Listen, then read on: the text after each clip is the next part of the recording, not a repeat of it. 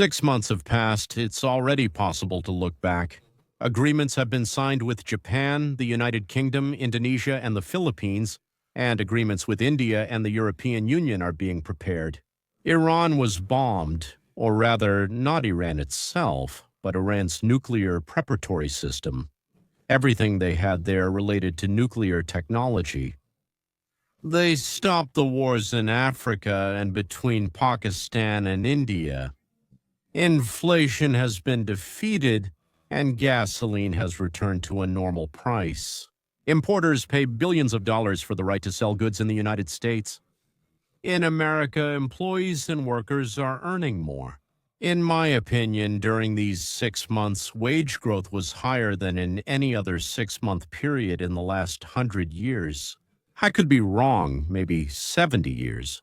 And brainwashing of school children has decreased significantly. It's not gone yet, but it has decreased. Anti-Semitic universities have been removed from federal grants. In the United States, investments are pouring in, and manufacturing is relocating. The country is becoming the center of artificial intelligence, the world's research center for artificial intelligence.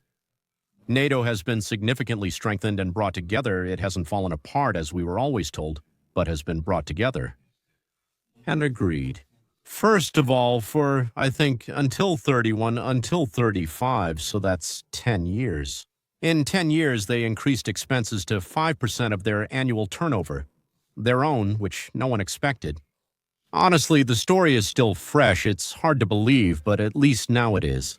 They agreed to give us money for weapons that they would like us to send to Ukraine.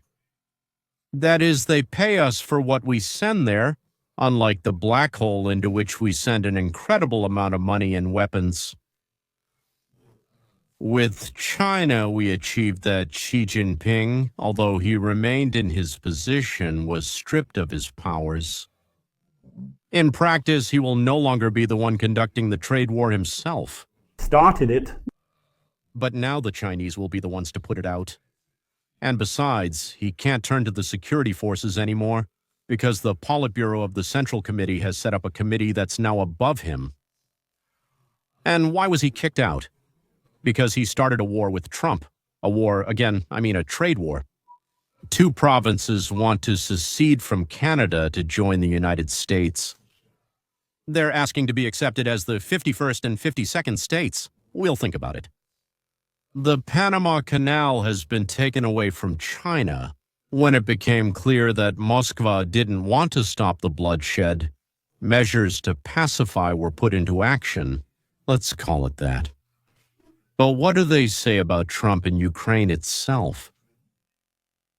Here is a very outwardly likable host, someone like Ivan Yakovlev, who for some reason lies tirelessly, and he doesn't even care that he is easily caught in lies. It seems this was said about him, that Yakovlev just lied. Oh, look, he opened his mouth. But let's not start with lies, but with spitefulness.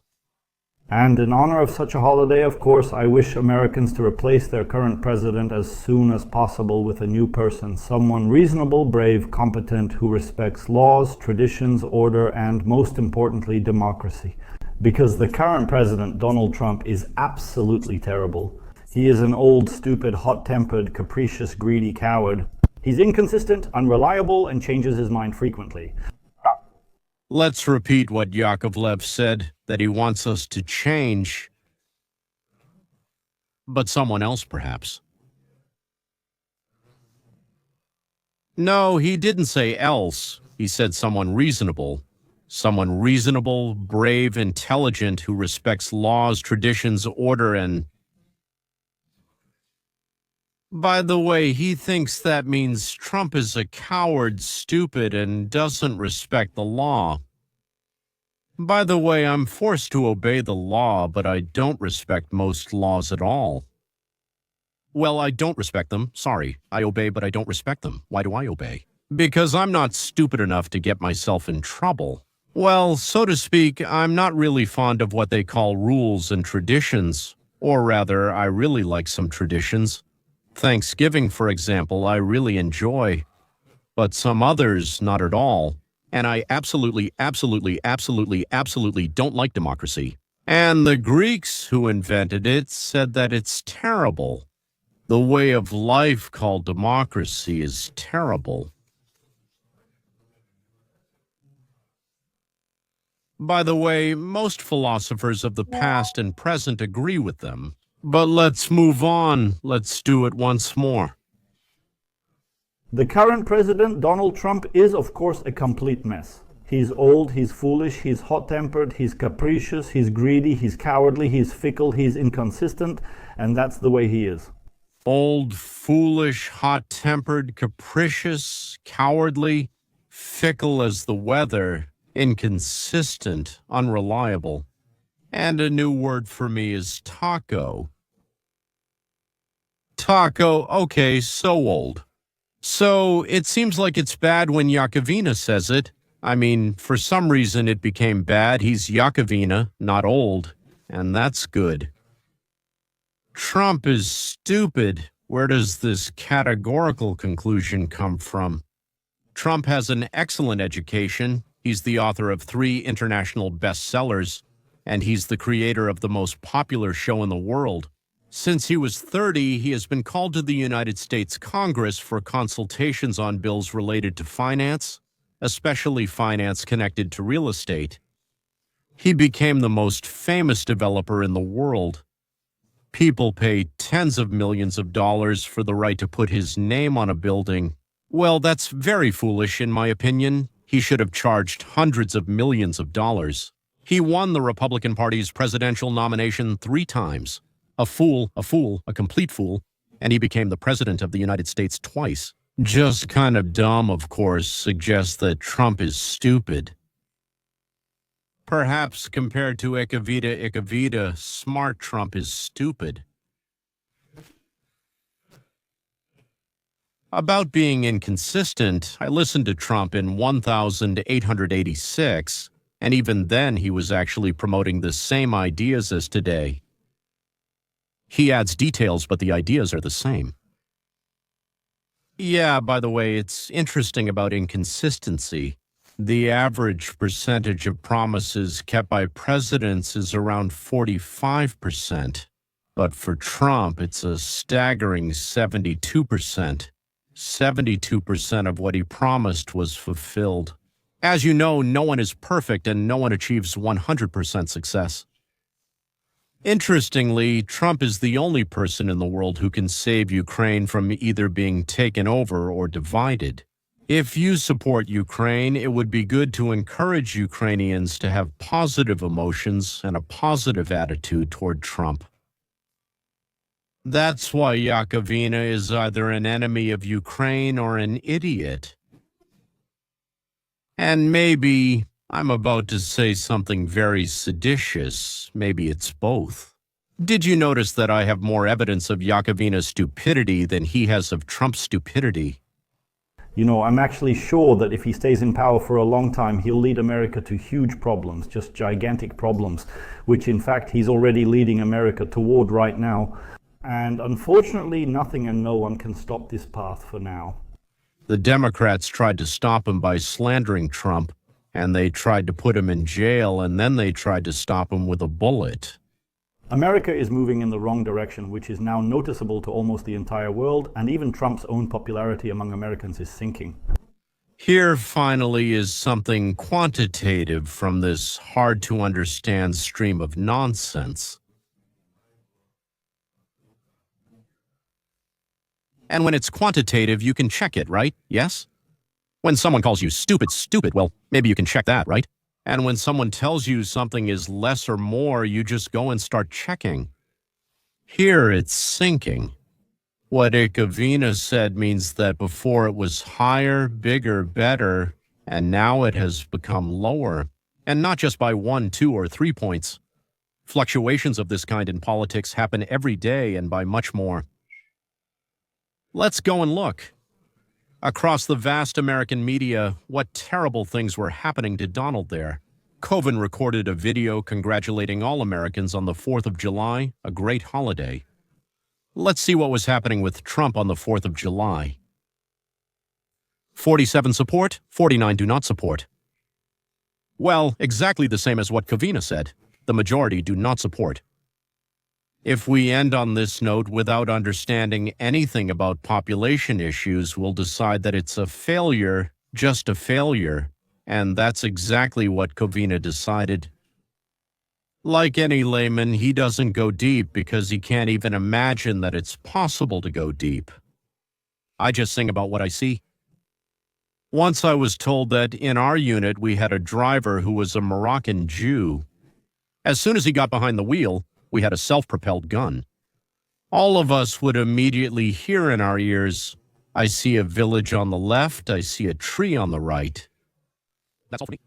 But I started talking, "What's this about?" "Yeah, don't worry, he can't help it.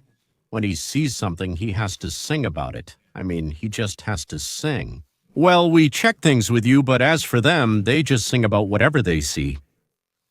So how can we check this? How can we verify or find out? Yes, so what did Biden and Barack Obama have at that same time? Because Biden, I don't know, well, you can't really call him lucky, but Barack Obama was definitely said to be very successful, very lucky. So in 2013, about 6 months after the election, on July 4th, 45% supported Barack Obama, a very, very, very successful president, which is 2% less than Trump. And 46% were against Obama. Well, in 2014, 41% supported Obama, and 53% were against him, while Trump had 47 to 49%. So, Trump is more successful than a very successful president, but he himself is not considered successful. Iron logic. And what about the senile one, Joe? 4th of July. Well, let's say, for example, 22 years old, 39 support him, and Trump has 47, 55 don't support him at that moment, and Trump has 49. And from the COVID perspective, he's also a smart young man, brave, well, who else, and a go-getter and consistent. You're a foolish person. Ivan Yakovlev. 2 weeks passed, and the unclear cover-up of the Epstein case swayed public opinion. And many of us, including myself, demand that Trump fix the situation. And naturally, public polls showed a shift. As Mr. Yakovlev said July 4th, that's how it turns out. He lied. Well, it happens. There. But that's fine moving forward. Then it went on to something completely silly about America. Chaikovin doesn't understand anything at all about how the Senate and the House of Representatives work. He thinks that here, like in Ukraine or Russia, we have a banana republic. But nevertheless, Trump currently has a majority in both houses of parliament in his pocket. Yes, plus the United States Supreme Court is on his side now. The majority in that court are his supporters. That's why, in fact, he can push absolutely any decisions through the American system of power, even if those decisions directly harm the United States. He's a jerk. Well, of course, he's gilded, naturally, a goat. Ugh. But if you're talking about another country, at least learn the basics. Today, for example, Trump is going to sign a big, beautiful bill. It's a kind of budget bill. Budget in the sense that it regulates the distribution of money in the American Treasury. It's actually a very strange law that didn't even have a proper name, so Trump said, let's call it the Big Beautiful Bill. Oh God, oh God, oh God. And in marketing, that word means something else. Vanya heard it. I remember Vladimir Ilyich read it, though not in my time. He called his party the Bolsheviks, even though they didn't have any real majority in a single vote. Somewhere they won procedurally, and he immediately called them the Bolsheviks. Why? Actually, when you need to sell something to the public, it's better to come up with your own name than to let your opponents or rivals define what you're offering. That is, to define it in the eyes of the people. Well, imagine if it was called this terrible, terrible, terrible bill. people would probably have a worse attitude toward it.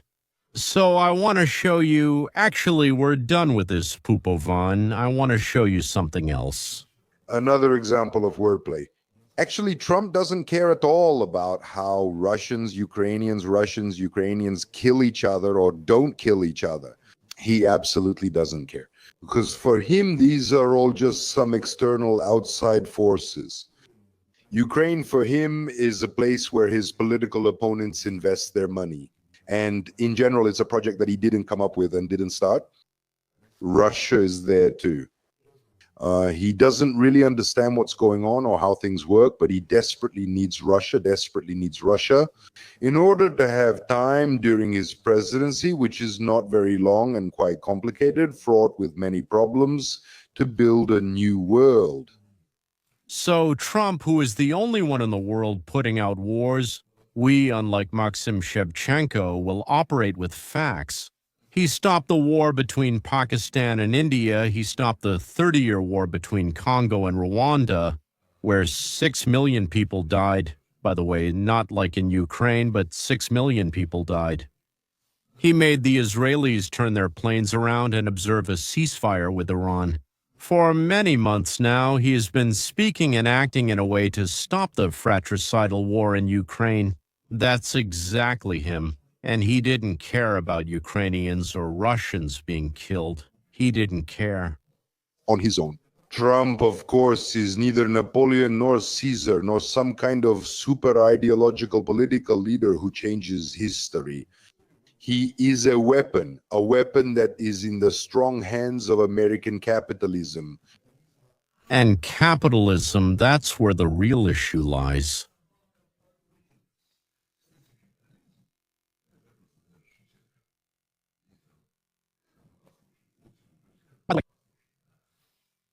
Capitalism is a way of social relations where everyone produces what they want, sells or tries to sell it at the price they want.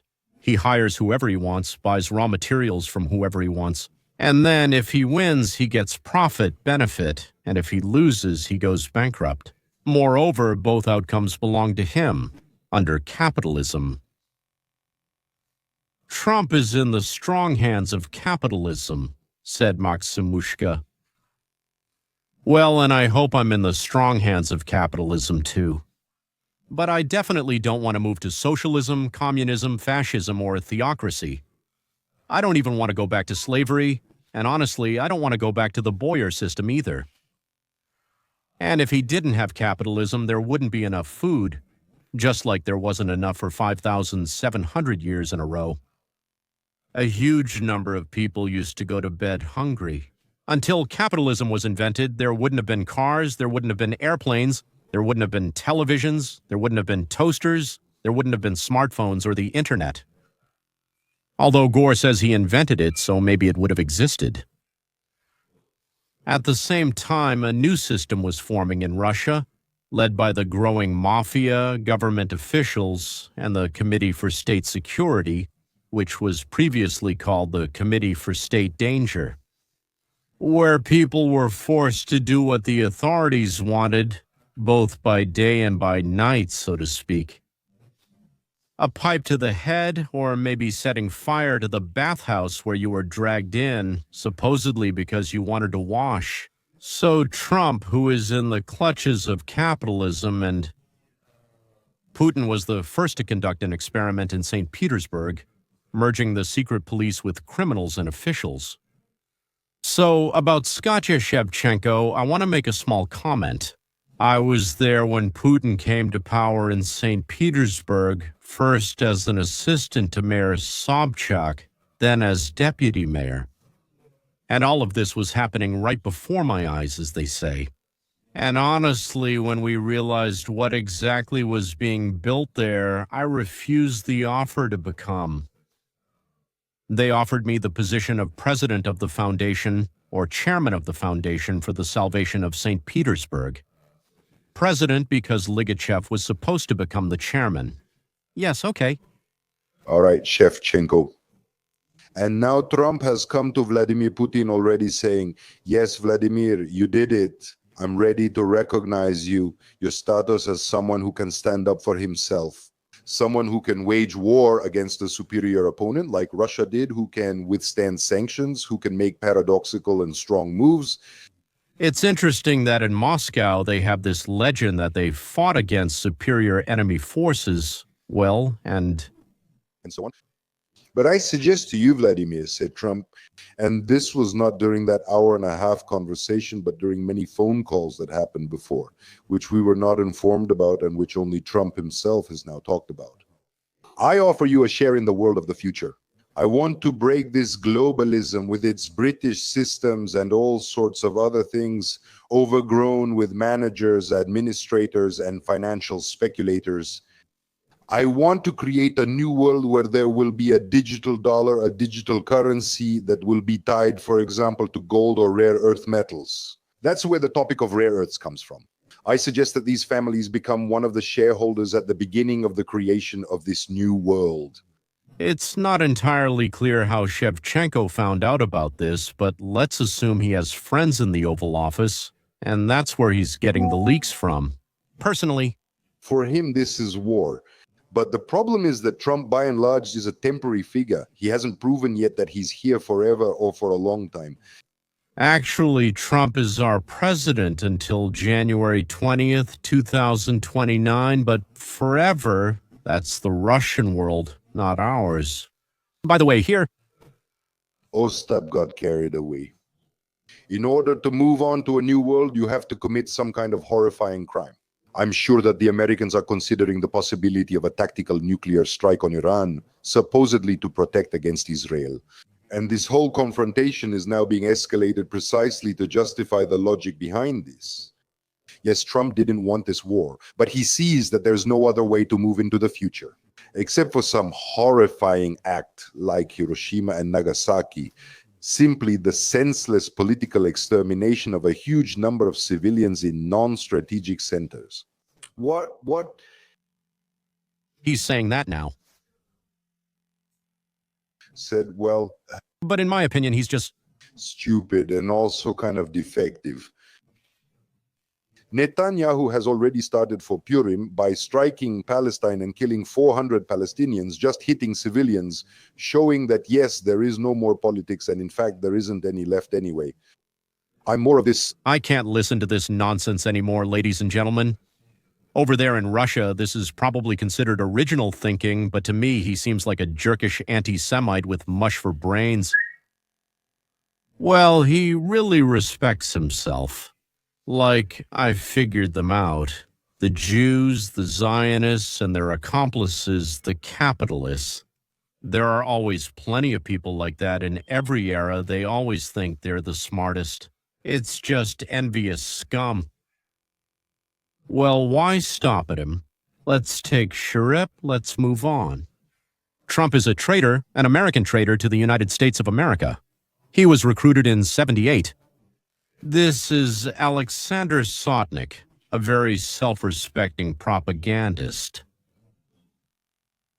Do you want to listen to KGB General Umelchenko, who is also a hero of Ukraine and the surrounding areas? Trump was recruited. Trump was recruited. The 6th Directorate of the KGB of the Union of Soviet Socialist Republics is economic counterintelligence. He returns from Moscow not as a confidential contact anymore, but as an officially recruited agent of the Committee for State Security under the codename Krasnov. Now, regarding the codename Krasnov, Trump considered himself an irresistible, handsome man. Not to recruit such a subject as he was and still is. This is confirmed by Donald Trump, not only as an informant agent, but as a long-term agent from the Committee for State Security, because it was an official crime. He knows exactly with details who, when, and why. He also thinks that not recruiting such a vain fool as Trump, Fool Trump, would have been an official crime. A fool, of course, compared to Omelchenko, the old stump prancing on a broom in front of the happy Dasha, who pretends to be incredibly concerned and even upset by such disorder. By the way, I think Dasha later took the general out to dinner, and whoever takes him to dinner gets to dance with him. Of course, we can't do without our local attraction, Ryashkin Yuri. He introduces himself as a member of the town council of an urban-type rural settlement, where for declaring yourself a member or a correspondent, you have to pay. That is, you have to give money, it's called a donation, and then you'll immediately be accepted as a member of the town council and even be given the title of an odd-numbered member of the town council. And for another $20, they'll give you a copper plaque. Good times create weak people. No one has ever had as good a life as Donald Trump. So imagine a weaker person, someone vulnerable, someone you can push around. It's incredible. Canada, Zelensky, and Europe all pushed him around. And he's only showing his baseness in all of this.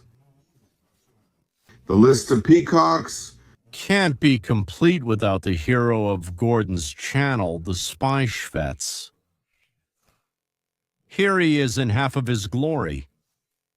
I think Shvets has honest eyes, but the most honest thing about him is his bank account. And Trump is Putin's man, we can say that. Oh, well, that's not even a question. Of course, there's no doubt about it. I would even call him Putin's poodle. Whose man is he? Who does he work for? No, well, honestly, he's an idiot. So he speaks with the frankness of an idiot. He has already declared his plans for his first 24 hours as president. He was a KGB agent of the Union of Soviet Socialist Republics. Well, it depends on what you mean by agent. They say he actually likes Panopticons, like with our opposition version of Brezhnev and Biden. Coming from Trump's semi-criminal realistic business background with no other experience, he looks at world politics the same way. Between tough guys, you have to somehow divide up the territory. And besides, he takes pleasure in trying to destroy the European Union, NATO, and in refusing the NATO guarantee to protect its headquarters. He does everything that no one would even think of ordering Putin to do. Even if he was recruited to his death, those recruiters could not have even dreamed how perfect this agent would turn out to be. Starting from the inflatable Gordon doll, which you can buy at the Gordon store, and ending with a life-size pillow featuring the same Gordon. Everything in this business is focused on one goal: to deliver the truth to Ukrainian viewers. Deliver not in the sense of writing a report, but in the sense of bringing the truth straight to them. I think they were born that way and couldn't get rid of their God complex. What a nightmare to live like that. But on the other hand, these, let's call them by a nice word, pseudo-intellectuals, well, everyone I've shown fits into this category. They're usually very proud of themselves and quite satisfied. The more diplomas and photos with famous people they have on their wall, and the more convoluted their words are, the more pseudo they are. They say that the happiest and most content people on earth are the Lord's bubble-blowing fools. As Bernard Shaw said, you should at least try to think at least twice a day. And not about what to have for lunch, but to think it's something else, something completely different. Well, how do you explain this to Yakovlev, or to Shevchenko, or to all those people? How much crap have we shoveled through today? It's time to rest and sleep. Either a glass of tomato juice or a shot of vodka, or maybe both together.